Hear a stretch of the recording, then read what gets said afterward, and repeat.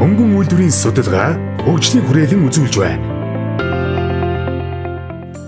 Манай хүрээлэнгийн арьс шир болон металл машин судлалын салбарын хамтын бүтээл болох өсөлт эдлэл боловсруулах тоног төхөөрөмж ба арьс боловсруулах эвсэг технологиг та бүхэнд танилцуулж байна.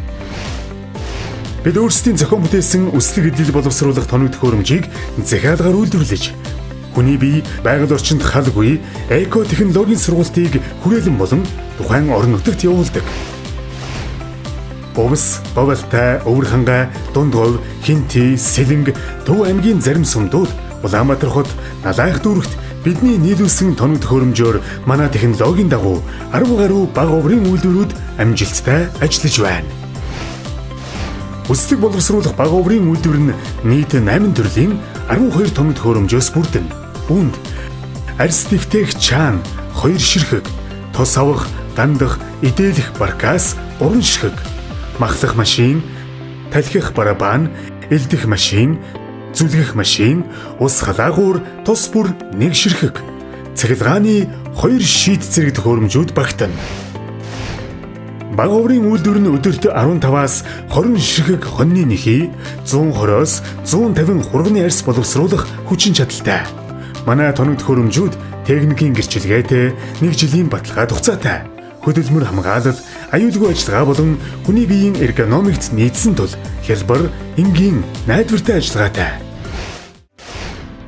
Өсөлтийг боловсруулах технологи ажиллагааны танилцуулга.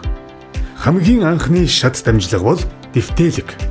Нойтон арьсыг дэвтээхээс илүүтэй угаадаг бол давсалсан болон хатаасан арьсыг 2-оос 3 хоног дэвтээн. Арьсыг дэвтээсний дараа халимлана. Арьсны шар мах буюу өөхөн давхаргыг махлах машинаар халимлаж авдаг. Дараагийн дамжлага бол тос авах технологийн процесс юм. Махалсан арьсыг бүлээн устай тос авах баркасанд хийж хөдөлгөнө. Усандаа тос авахч бодис буюу шингэн саван техникийн сод хийн. Тосыг дутуу авсан тохиолдолд ган идээлгийн бодис ордоггүй, боловсруулалт дутуу явагдаж нэхий хатуу болдог. Тос авсны дараа арьсыг бүлээн усаар зайлж, шүүрүүлээд гангийн баркасанд хийж хөдөлгөнө. Гандах хугацаа 20-оос 24 цаг. Арьсыг 2 нугалж чимгэхэд арьс цайж байвал ган орсон байна гэж тооцдог. Давс хүчлийн хэмжээг тааруулж, технологийн гормыг барьж ажиллана. Арьсыг гандсны дараа гангийн баркаснаас гаргаж, идээлгийн баркасанд хийж эргүүлнэ. Идээлэх хугацаа 20-оос 24 цаг. Үүгээр өсөлтийг боловсруулах нойтон цехийн технологийн дамжлагууд дуусна. Хатаалга. Арьсыг тослоод хавсарч тавина. Тос арьсанд бүрэн шингэсний дараа арьсыг өлгөж хатаана. Хатаах явцад арьсыг татаж сунгана. Хуурай гүйцэтгэл.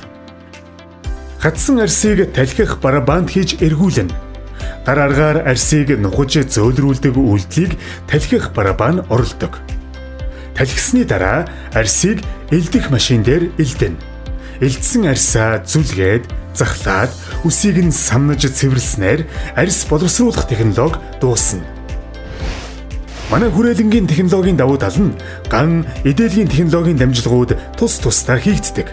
Гангийн шим, идээлгийн шимийг олон удаа дахин ашигладаг учраас ус, бодис баг зарцуулна. Эдийн засгийн хэмнэлттэйгээс гадна үйлдвэрийн хаягдал ус маш бага гардаг тул цэвэрлэх байгууламж шаардлагагүй.